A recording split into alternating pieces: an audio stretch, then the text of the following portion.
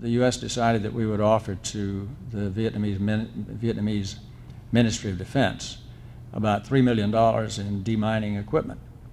Well, that offer to the Vietnamese then got stuck, and nobody was quite sure why the Vietnamese didn't accept it. We think because they expected some strings to be attached, which they didn't want, and then there was some implication there would be American troops coming over to show them how to use the equipment. They didn't want that. The U.S. was saying, no, that's not true. But because in these diplomatic channels, protocol requires that certain procedures be followed, and we had made the offer, I suppose, and then the Vietnamese had not responded properly, so the U.S. Embassy couldn't get on the phone and say, hey guys, what's going on? Why haven't you responded? So it got stuck. And when I realized what was happening, I contacted the Ministry of Defense. First I contacted the State Department people in Washington, and I said, is this really true? They're just not responding, but you really want to give them the equipment, no strings attached? They said, yeah, that's the deal. We're just going to give them this equipment. We want to do something. We want to demonstrate our good faith. We want to work with them. So I went to the Ministry of Defense and explained all of that, and they said, that's not what we thought, but do you think that's true? Is that really what they're going to do? Do you trust them? And I said, of course I trust them. They're my friends. This is going to happen. You know, you just have to say yes. And they did. And a week later, there was a team from the U.S. meeting with them through 4 or 5 days of negotiations, and they went over a list and they provided $3 million in equipment to them. So, you know, veterans were and are in a position to sort of provide some honest and objective assistance to all sides, and we're very fortunate to be in that position. Chuck, having worked with so many NGOs over there, how did you then focus your efforts on the UXO, the unexploded ordnance issue? How did you get involved in that and make that your focus probably the last 10 years? Well, my first involvement in Vietnam, working with Vietnam Veterans of America Foundation, was a humanitarian rehabilitation program in Hanoi at the Children's Hospital.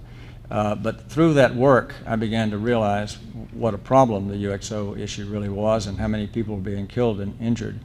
And so in 1996, a group from Washington, from Seattle, Washington, Peace Trees, came to Vietnam and proposed a project to plant trees. Well, we went to Quang Tri province, talked to the government, explained the program, and the government official said, okay, nice idea, we like it, but you know, before you can put trees in the ground, we have to remove the bombs and mines.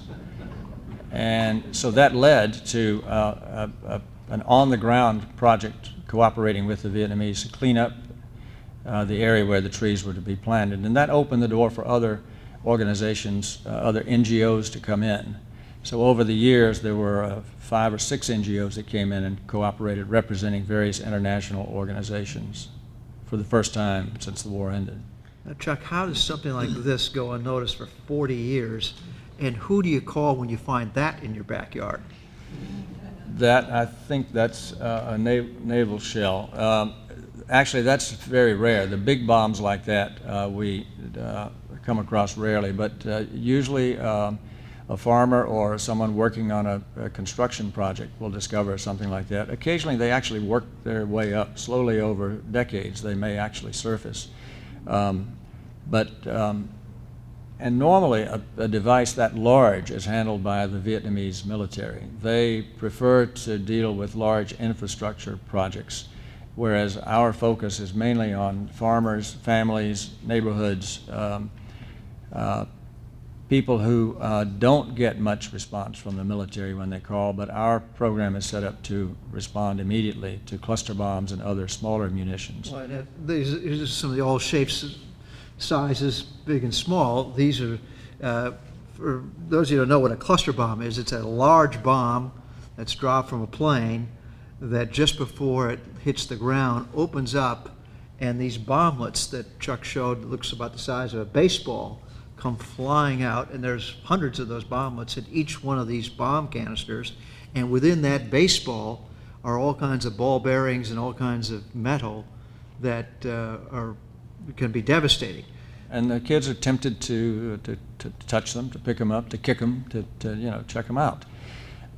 That's the reason why the risk education program is so important, to teach the children and the adults to stay away from this stuff, to be able to identify it. So, we're in the odd situation of creating a population of citizens in Guangxi province who are becoming bomb experts.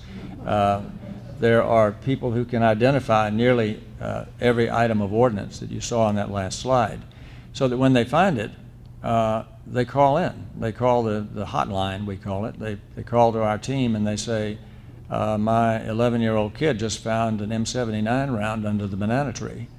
And the team then knows how urgent that is, whether they have to go immediately to respond, clean it up, destroy it, or if it's something that's more inert, and as long as it's not kicked or touched or somebody doesn't start hammering on it or sawing it, it'll be okay until the next day, in which case they might go the next day. But the key is the education and knowledge of the kids and the adults who can identify precisely what the ordnance is. Around 300,000 bombs have been cleaned up, destroyed, safely detonated or defused. I think one of the things that struck me most when I was talking to you about this was that, I went over it and I thought, this has got to be a mission impossible. When you think of, they say there's maybe 400,000 bombs still unaccounted for over there. How are you ever going to find that many bombs? And then you said, we're not going to try to find them. What's the solution for accomplishing your mission?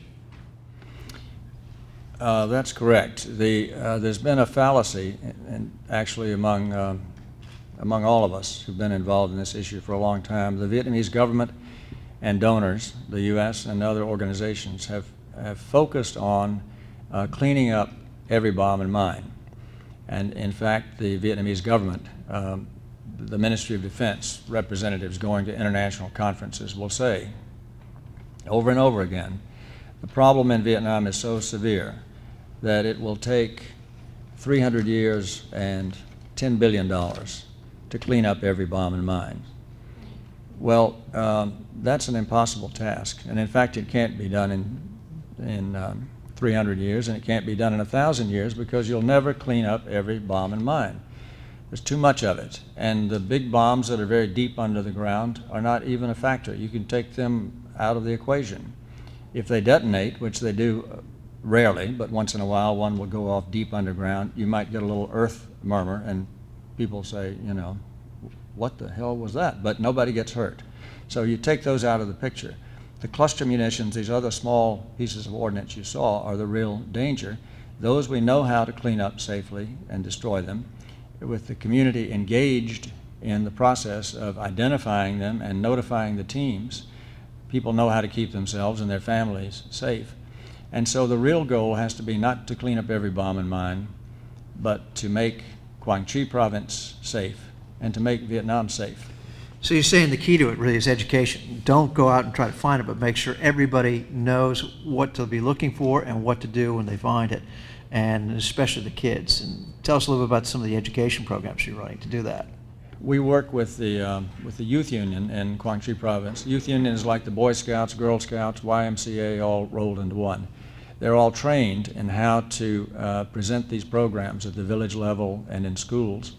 And so we have a couple of hundred youth union volunteers who are constantly conveying this message of safety. The kids are taught to stay away from the ordnance. They go home and they tell their parents what they've learned.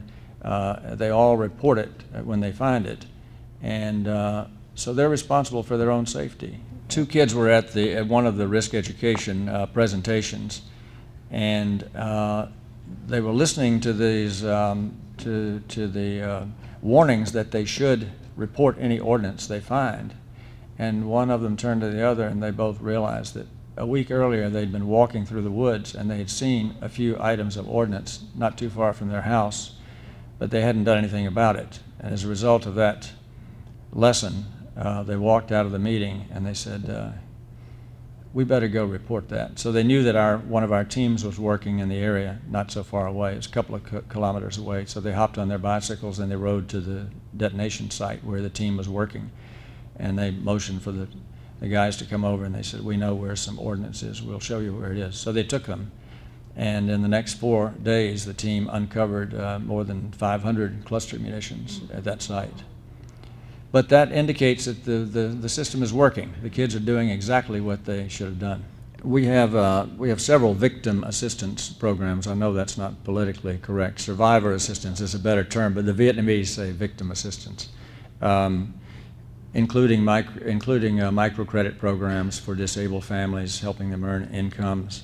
But one of our major programs is an outreach project to provide artificial limbs to amputees, people who have already been injured. And in many cases in rural areas, mountain areas to the west of the province near the Laos border, for example, there are a lot of people who have been hobbling around on one crutch with one leg since the war ended. So, you know, that's 40 years. That's a long, long time. And so they're getting prosthetic devices for the first time ever. And it's amazing to watch somebody who's been on one crutch for 40 years get one of these artificial limbs and start to walk on 2 legs for the first time in all those decades. It's a wonderful thing. And the cost is relatively low, much less than what we would pay in the US, of course. But these are high-quality polypropylene limbs that we make in Dong Ha. Right now we're actually getting some assistance from the rehabilitation hospital in Da Nang as well. But the cost now of an artificial limb is around $280. And we get some donations for that, which very much appreciated.